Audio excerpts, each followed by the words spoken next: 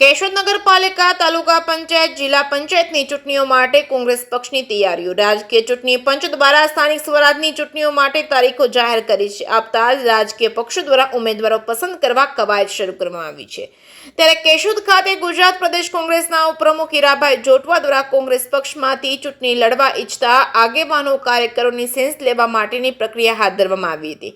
કેશોદ નગરપાલિકા અને તાલુકા પંચાયત, જિલ્લા પંચાયતના ઉમેદવારોની યાદી તૈયાર કરી જિલ્લાના પ્રભારી દ્વારા પ્રદેશ કક્ષાએ મોકલી આખરીના પાર્લામેન્ટરી સમિતિ દ્વારા જાહેર કરવામાં આવશે. લોકશાહી બચાવવા સામાન્ય અને મધ્યમ વર્ગના વેપારીઓ, ખેડૂતો, ખેતમજૂરો, શહેરીજનો પીસાઈ રહ્યા છે. ત્યારે કોંગ્રેસ પક્ષ લોકશાહી બચાવવા વિકલ્પ તરીકે ઉભરી આવશે અને પરિવર્તનની લહેર જોવા મળી આવશે એવો દ્રઢ વિશ્વાસ ગુજરાત પ્રદેશ ઉપાધ્યક્ષ હીરાભાઈ જોટવાએ વ્યક્ત કર્યો હતો. કેશોદ નગરપાલિકાના વિરોધ પક્ષના પૂર્વ નેતા અજીતસિંહ બાદુભાઈ વેગડ તેમજ શહેર કોંગ્રેસના પ્રમુખ ભરતભાઈ લાડાણી, તાલુકા કોંગ્રેસના પ્રમુખ હરેશભાઈ ડાંગર સહિત કેશોદ શહેર તાલુકાના આગેવાનો, હોદ્દેદારોની ઉપસ્થિતિમાં આમ આદમી પાર્ટીના દિગ્ગજ આગેવાનો કોંગ્રેસ પક્ષમાં ફરીથી પ્રવેશ કરતા કોંગ્રેસ પક્ષ વધુ મજબૂત બન્યો છે. કોંગ્રેસ કેશોદ નગરપાલિકા અને તાલુકા પંચાયત, જિલ્લા પંચાયતની સામાન્ય ચૂંટણી માટે કોંગ્રેસ પક્ષ પૂરા જોશ અને ઉત્સાહ સાથે ચૂંટણી જંગમાં ઉતરવા તૈયારી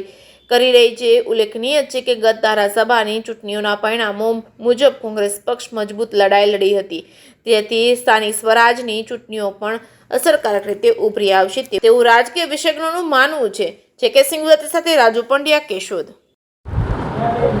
ગુજરાતમાં સૌરાજ્ય સંસ્થાઓની ચૂંટણી જાહેર થતાં જ પૂરા ગુજરાતમાં કોંગ્રેસ એક જ વિકલ્પ એવી હવા ઊભી થઈ છે, જેમાં આજ રોજ કેશોદ મુકામે ખૂબ મોટા પ્રમાણમાં 1 to 1 મુલાકાત થઈ મળ્યા.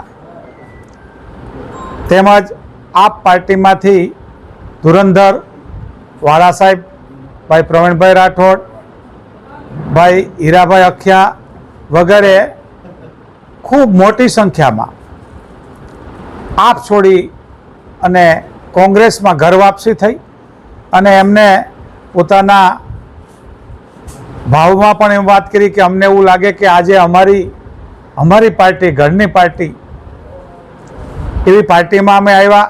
એમને હું ખૂબ ખૂબ અભિનંદન પાઠવું છું, શુભેચ્છાઓ પાઠવું છું. તેમજ ખૂબ રાષ્ટ્રનું કામ, ગરીબનું કામ, ખેડૂતનું કામ એટલે કોંગ્રેસનું કામ, અને કોંગ્રેસ એટલે દેશ, દેશ એટલે કોંગ્રેસ એમ જરા પણ અતિશયોક્તિ નથી. ત્યારે હિન્દુસ્તાનને આબાદ રાખવું હોય, હિન્દુસ્તાનને એક રાખવું હોય, બંધારણ છે એ મુજબ લોકશાહી ઢબે આવતી પેઢીને જો લોકશાહી અથવાત આપવી હોય તો પણ કોંગ્રેસ ફરજિયાત છે.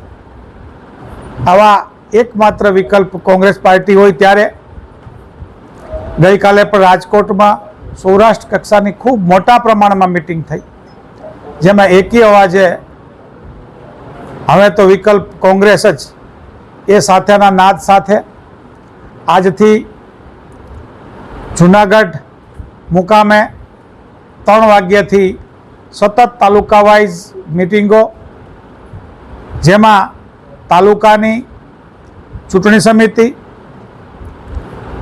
દરેક તાલુકા, જુનાગઢ જિલ્લાના 9 તાલુકા અને કેશોદ શહેરની ચૂંટણી છે. ત્યારે આવતીકાલ 10 વાગ્યાથી સાંજે 5 વાગ્યા સુધી તમામ ચૂંટણી સમિતિઓને અને ઉમેદવારોને પણ અમારા પ્રભારી શ્રી શહેનાજબેન અને જસવંત ભટ્ટી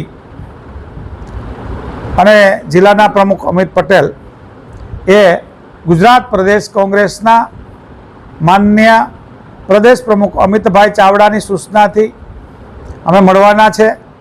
અને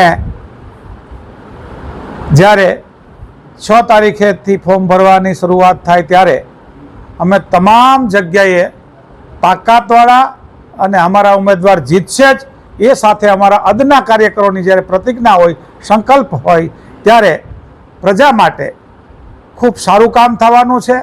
અને પ્રજા માટેની પાર્ટી જ્યારે કામે લાગી છે, પ્રજા માટે જ્યારે કાર્યકરો કામે લાગ્યા છે, એવા સૌ કાર્યકરો અને પ્રજાને ગરીબોના હિતમાં, ખેડૂતોના હિતમાં, સામાન્ય પ્રજા, સામાન્ય વેપારી, સામાન્ય ઉદ્યોગવાળાના હિતમાં જ્યારે કામ કરનારી પાર્ટી છે એ ખૂબ આગળ વધશે એવી સૌએ શુભેચ્છાઓ પાઠવી છે. અને મને ચોક્કસ વિશ્વાસ છે કે આ વખતે ગુજરાતની જનતા અને જૂનાગઢની જનતા કોંગ્રેસને આશીર્વાદ આપશે જ.